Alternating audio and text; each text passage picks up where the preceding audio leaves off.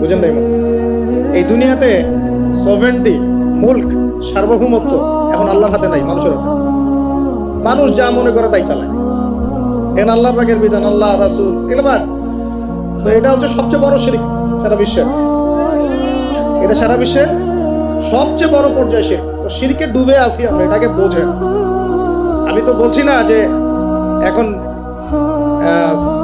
এই প্রবলেমস গুলোকে রাতারাতি সলভ করা যাবে, এমনটা তো বলছি না। বলছি পুরো ওয়ার্ল্ডে এরকম শিরকি একটা সিস্টেম প্রতিটা ক্ষেত্রে চলছে। কিভাবে সলভ করবেন সেটা পরের বিষয়, আগে তো বুঝতে হবে কোথায় আছে বিষয়। তো আমরা দেখলাম যে বড় বড় সেক্টর যেগুলো একটা বিশ্বের, ধর্ম, সংস্কৃতি, অর্থনীতি, জিওপলিটিক্স এবং পরিবার তো আছেই, পাশাপাশি আমাদের এই আরেকটা ওয়ার্ল্ড অ্যাফেয়ার্স, এই প্রতিটা ক্ষেত্রে আল্লাহ পাকের তাওহীদকে পাশ কাটিয়ে মানুষের মন গড়া বিধান দিয়ে চলানো হচ্ছে কিনা, হচ্ছে কিনা বুঝতে পারছেন না আমরা কথা? সুদ কি মানুষের বিধান না আল্লাহর বিধান? বলেন, আরো খোলামেলা বলি, সুদ কি মানুষের বিধান না আল্লাহর বিধান? মদ কি মানুষের বিধান না আল্লাহর বিধান? মদ খাওয়া যাবে? মদ খাওয়া যাবে? বেপরদায় চলা যাবে, এটা কি মানুষের বিধান না আল্লাহর বিধান? পুরো বিশ্বের যত বৈশ্বিক অ্যাফেয়ার্স আছে এটা মানুষ নিয়ন্ত্রণ করবে, আল্লাহর বিধানের দরকার নাই। এটা কি আল্লাহর বিধান না মানুষের কথা? তো সারা বিশ্বে এই কুফুরি চলতেছে না, চলছে কি না? এখন এই বিশ্বটা বোঝেন, তারপরে আপনি এই আয়াতটা বোঝেন। আল্লাহ পাক বলছেন, এখন আমি মুহাম্মদ সাল্লাল্লাহু আলাইহি সাল্লামের কাছে এমন কিতাব দিয়েছি যে কিতাবে এই সব সমস্যার সমাধান আছে। সমস্যাগুলো তো বুঝতে পারলেন? আল্লাহ পাক বলছেন, হে মুহাম্মদ বলেন সাল্লাল্লাহু আলাইহি ওয়াসাল্লাম, আমি তোমার কাছে এমন একটা কিতাব দিয়েছি যে কিতাবের মধ্যে প্রতিটা বিষয়কে আমি ব্যাখ্যা করেছি, সমাধান দিয়েছি। এটা হেদায়েত, এটা রহমত, এটা বুশরা, সুসংবাদ তাদের জন্য যারা আমার সামনে আত্মসমর্পণ করবে। যারা করবে না ওদের জন্য সুসংবাদ নাই। আর এই কিতাবের ব্যাখ্যা আছে। এই কিতাব একাই আপনাকে পথ দেখাবে না, হাদিসের প্রয়োজন আছে। এটা আমরা পেলাম সূরা নজম আয়াত নাম্বার 3-4 এবং সূরা হাশর আয়াত নাম্বার 7। যে রাসূল সাল্লাল্লাহু আলাইহি ওয়াসাল্লাম নিজের মন গড়া কোনো কথা বলতেন না, তিনি সেটাই বলতেন যে আল্লাহ ওহী করতেন। আর আল্লাহর রাসূলের আদেশগুলো আমরা পাচ্ছি হাদিসে, নিষেধগুলো পাচ্ছি হাদিসে। সো কোরআন এবং হাদিস এই দুটোকে মিলে আল্লাহ পাকের এখন ওহী নাজিল হচ্ছে। কোথায় নাজিল হচ্ছে? আইয়ামে জাহিলিয়াত। কোথায় ভাই? এই কিতাব কোথায় নাজিল হয়েছে? বাংলাদেশে, পাকিস্তানে, সিরিয়ায়?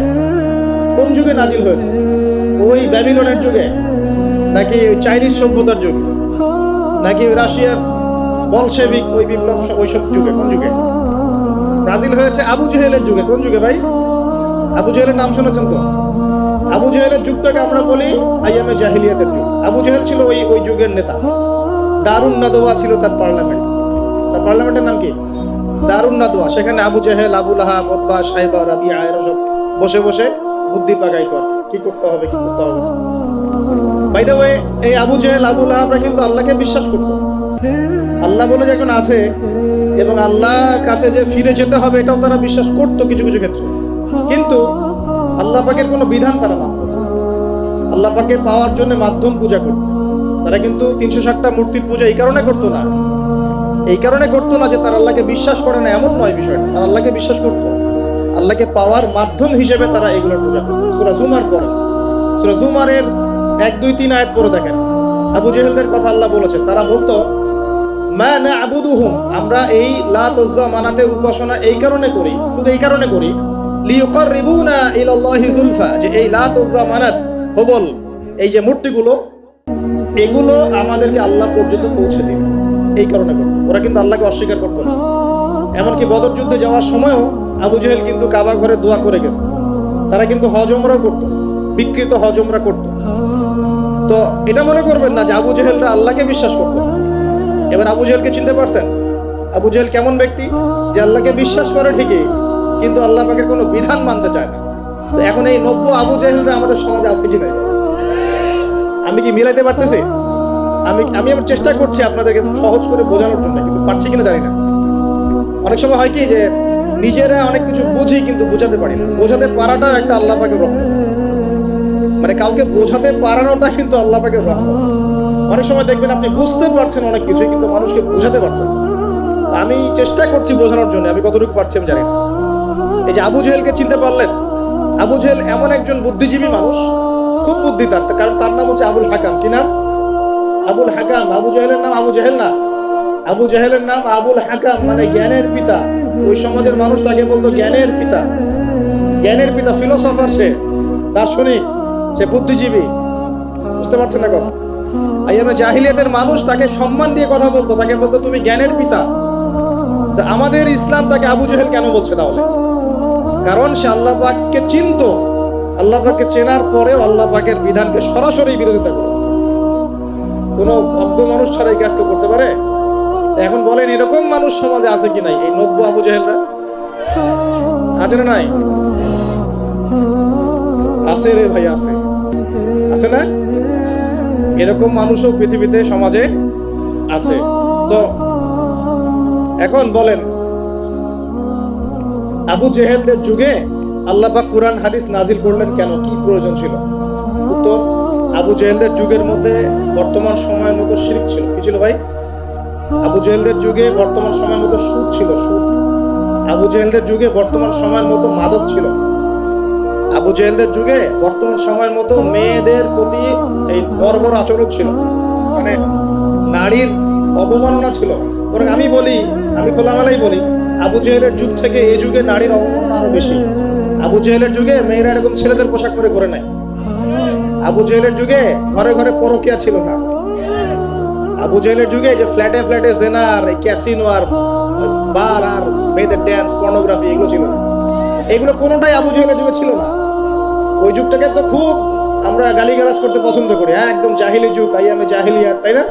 মেয়েদেরকে একদম জীবন্ত কবর দেওয়া হতো, এই কথা বলি না? এখন আবার কোথায় মেয়েকে সম্মান দেওয়া হচ্ছে? এত সেদিন বললাম না, এখন তো মেয়েকে হলে ডেকে নিয়ে পায়জামা খুলে ফেলে দেওয়া হচ্ছে না? কোন কোন ক্ষেত্রে কলেজ ছাত্রীদেরকে মনোরঞ্জনের পাত্র বানানো হয়েছে। দেখলেন না কয়দিন আগে কি ঘটনা ঘটলো ঢাকায়? তো এখন আবার মেয়েদের কোথায় সম্মান দেওয়া হচ্ছে? আবু জেহেলের যুগে তারপরেও একটা শালীন পোশাক তো ছিল। আবু জেহেলের যুগে আপনি বিকিনি সংস্কৃতি পাবেন না। আবু জেহেলের যুগে বিকিনি সংস্কৃতি ছিল না, এখন বিকিনি সংস্কৃতি আছে না? এই যে আপনারা তো লন্ডন লন্ডন করেন খুব, ওখানে কি দেখে আসেন? কি দেখে আসেন? ওখান থেকে দেখে এসে এখানে কোটি কোটি টাকার বাড়ি বানাচ্ছেন, 1 কোটি 2 কোটি 3 কোটি, 1 বছর পর ভেঙে আবার নতুন করে করেন, তাই না? এমনও তো কিছু মানুষ আছে আপনাদের সমাজে, আমি জানি। শোনেন,